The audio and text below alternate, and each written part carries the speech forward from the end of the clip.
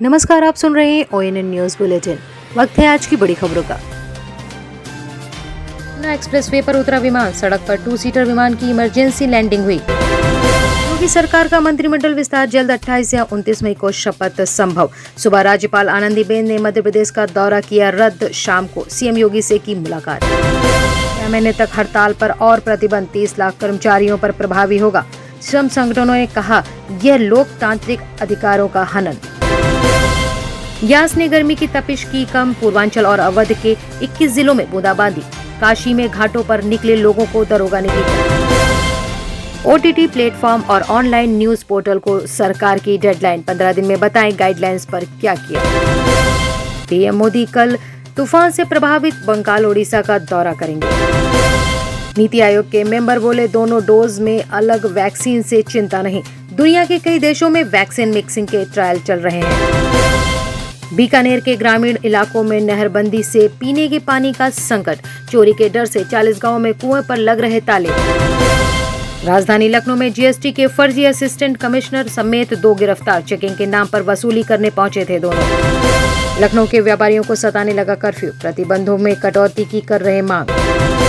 लखनऊ के पानी में मिला कोरोना वायरस, 3 जगह से लिए गए नमूने, PGI में हुई जांच। कोरोना टीकाकरण में तेजी के लिए मोदी सरकार का बड़ा कदम, भारत में ट्रायल बिना विदेशी वैक्सीन को मिलेगी मंजूरी। खबरें विस्तार से। उत्तर प्रदेश के आगरा नोएडा यमुना एक्सप्रेसवे पर गुरुवार दोपहर करीब 1:15 पर एक बड़ा हादसा बाल टल गया। यहां एक निजी कंपनी के ट्रेनी एयरक्राफ्ट विमान में तकनीकी खराबी आने पर इमरजेंसी लैंडिंग कराई गई। पायलट की सूझबूझ से बड़ा हादसा टल गया। 2022 में उत्तर प्रदेश में होने वाले विधानसभा चुनाव से पहले योगी सरकार के दूसरे मंत्रिमंडल विस्तार की तैयारियां शुरू हो गई हैं। सुबह प्रदेश की राज्यपाल आनंदीबेन पटेल मध्य प्रदेश के सभी कार्यक्रम निरस्त करके अचानक लखनऊ पहुंच गए। शाम को मुख्यमंत्री योगी आदित्यनाथ राजभवन में राज्यपाल से मुलाकात करने पहुंचे। वहीं राजभवन में शपथ समारोह की तैयारियां हो रही हैं। इससे माना जा रहा है कि 28 या 29 मई को योगी सरकार के दूसरे मंत्रिमंडल विस्तार का शपथ ग्रहण समारोह हो सकता है।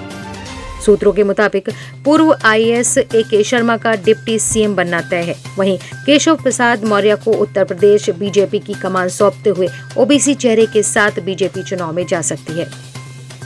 उत्तर प्रदेश सरकार ने राज्य में अगले 6 महीने तक किसी भी प्रकार की हड़ताल पर प्रतिबंध लगा दिया है। राज्यपाल आनंदीबेन पटेल ने राज्य सरकार के इस प्रस्ताव पर मोहर लगा दी है। हड़ताल करने पर आवश्यक सेवा अधिनियम ESMA का उल्लंघन माना जाएगा। इस धारा को तोड़ने से जेल जाने के लिए नौकरी जाने तक का खतरा होगा। अपर मुख्य सचिव नियुक्त एंड कार्मिक मुकुल सिंघल ने इसको लेकर आदेश जारी किया। इसे सभी विभागों में भेज दिया गया है। पश्चिम बंगाल ओडिशा में तबाही मचा रहे यास चक्रवात का असर उत्तर प्रदेश में दिखने लगा है। गुरुवार को पूर्वांचल और अवध के 21 जिलों के अलग अलग हिस्सों में बूंदाबांदी हुई। इस दौरान 40 किलोमीटर की स्पीड से हवाएं चली। मौसम वैज्ञानिकों का कहना है कि तूफान के असर से शनिवार तक ऐसा ही मौसम रहेगा। शुक्रवार से कुछ स्थानों पर हल्की बारिश, बूंदाबांदी भी हो सकती है। केंद्र सरकार ने सोशल मीडिया गाइडलाइंस के पालन को लेकर सख्ती दिखाना शुरू कर दिया है। सूचना एवं प्रसारण विभाग ने गुरुवार को डिजिटल मीडिया समेत OTT प्लेटफॉर्म्स को 15 दिन की डेडलाइन दी है। इसके तहत ऐसी कंपनियों को यह बताना होगा कि उन्होंने नई गाइडलाइंस को लेकर क्या किया है। उत्तर प्रदेश में पहली और दूसरी डोज में अलग अलग वैक्सीन लगाए जाने पर जहां बवाल मचा हुआ है, वहीं इस पर सरकार का रवैया हैरान करने वाला है। नीति आयोग के मेंबर डॉक्टर VK पाल ने मंगलवार को कहा कि दोनों डोज अलग अलग वैक्सीन की दिए जाने पर चिंता करने की जरूरत नहीं है। डॉक्टर VK पाल ने कहा कि वैक्सीनेशन पर हमारा प्रोटोकॉल स्पष्ट है। दोनों डोज एक ही वैक्सीन की दी जाएंगी। अगर अलग अलग डोज दी गई तो इसकी जांच की जाएगी। उन्होंने कहा कि अगर ऐसा हो भी गया है तो उस व्यक्ति को चिंता करने की जरूरत नहीं है। प्रधानमंत्री नरेंद्र मोदी शुक्रवार को तूफान प्रभावित पश्चिम बंगाल और ओडिशा का दौरा करेंगे। सबसे पहले वे ओडिशा की राजधानी भुवनेश्वर पहुंचकर रिव्यू मीटिंग करेंगे। इसके बाद मोदी बालासोर, भद्रक और पूर्वी मेदिनीपुर का हवाई सर्वे करेंगे। इन जिलों में ही तूफान ने सबसे ज्यादा तबाही मचाई है। इसके बाद वे बंगाल में भी रिव्यू मीटिंग करेंगे। पश्चिमी राजस्थान के ग्रामीण इलाकों में पीने के लिए घी तो आसानी से मिल सकता है, लेकिन पर्याप्त पानी मिलना मुश्किल है।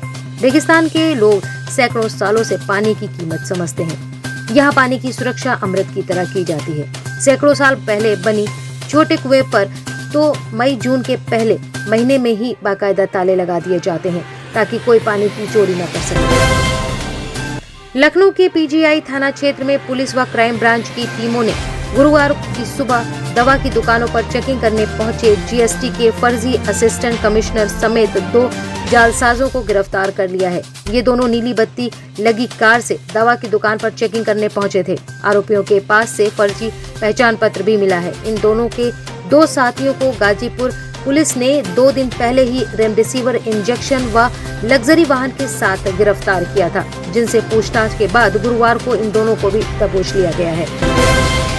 लखनऊ के व्यापारी जिन्होंने राज्य की राजधानी में कोविड के मामलों में वृद्धि के बाद 15 अप्रैल को स्वेच्छा से अपने प्रतिष्ठान बंद कर दिए थे, अब राज्य सरकार से प्रतिबंधों में कटौती करने और व्यापार को खोलने की अनुमति देने का आग्रह कर रहे हैं। उत्तर प्रदेश में कोरोना लॉकडाउन को 31 मई तक बढ़ा दिया गया है।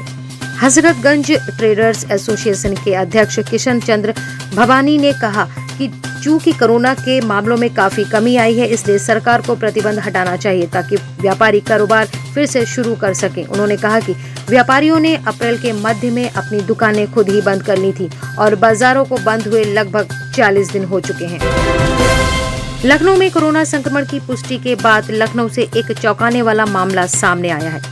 लखनऊ के पानी में कोरोना संक्रमण मिलने की खबर ने लोगों की नींद उड़ा दी है। गोमती नगर में गिर रहे खदरा स्थित नाले में कोरोना वायरस मिला है। मुंबई के बाद लखनऊ के सीवर में कोरोना वायरस मिलने का यह पहला मामला है। यहाँ के कुछ नाले सीधी गोमती नदी में मिले हैं, तो कुछ का पानी ट्रीटमेंट प्लांट में शोधन के बाद नदी में छोड़ा जाता है। इस पानी का इस्तेमाल पीने के लिए भी किया जाता है। इससे लोगों की चिंता और बढ़ गई है। पीजीआई माइक्रोबायोलॉजी विभाग में सीवर के पानी की जांच हुई है। कोरोना वायरस की दूसरी लहर के बीच देश में टीकाकरण को तेजी देने के लिए भारत सरकार ने बड़ा कदम उठाया है। सरकार ने विदेशों में निर्मित अच्छी तरह से स्थापित कोविड-19 रोधी टीकों के लिए भारत में ट्रायल की अनिवार्यता को खत्म कर दिया है।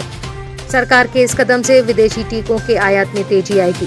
सरकार ने ये कदम ऐसे समय पर उठाया जब देश में दूसरी लहर कुछ शांत पड़ने के बावजूद प्रतिदिन करीब 2 लाख नए संक्रमित मिल रहे हैं और हजारों लोगों की मौत हो रही है।